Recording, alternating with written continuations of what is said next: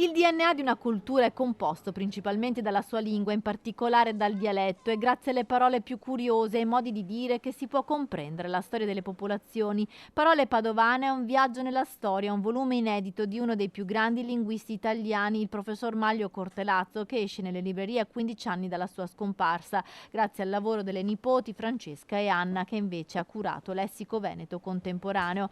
A raccontare gli aneddoti più curiosi il figlio Michele, linguista e docente dell'Università di Padova. E ci sono alcune parole che ci aprono dei mondi. Per esempio, nel lessico veneto contemporaneo ci sono tutte quelle espressioni tipo fargene o farne, come stea, come ninetta. E chi sono questo Stella, questa ninetta? Erano dei grandi banditi, dei briganti, quindi vuol dire farne di cotte e di crude, ma evidentemente questa grande figura sarebbe come dire adesso comportarsi come Maniero o come Vallanzasca, no? Però noi oggi non diciamo cose di questo genere, nella tradizione popolare sì.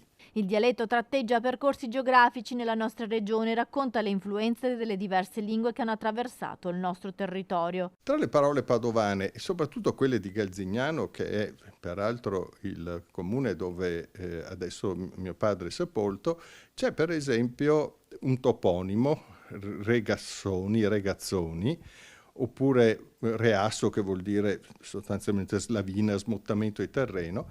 Beh, questa è una parola interessante perché andando a scavare l'etimologia si scopre che è una parola pre-indoeuropea, cioè che viene dai popoli ancora prima dei latini, quindi è una parola che è rimasta lì millenni e quindi credo che questo sia, tanto per fare un paio di esempi, qualcosa di interessante che fa capire dove andava a finire la ricerca di queste parole più o meno comuni, ma scavate, ricercate negli scritti e nella voce dei veri parlanti dialettali che ancora esistono. Il dialetto resiste soprattutto in certi ambiti che riguardano la tradizione contadina e che mostrano come una lingua rimane sempre viva anche quando il numero dei parlanti sembra sempre più ridursi. Noi spesso non conosciamo i nomi delle piante in italiano, quelli scientifici, ma conosciamo più o meno quelli in dialetto. Oppure i toponimi, cioè i nomi di luogo, perché questo accade in tutto il mondo. Quando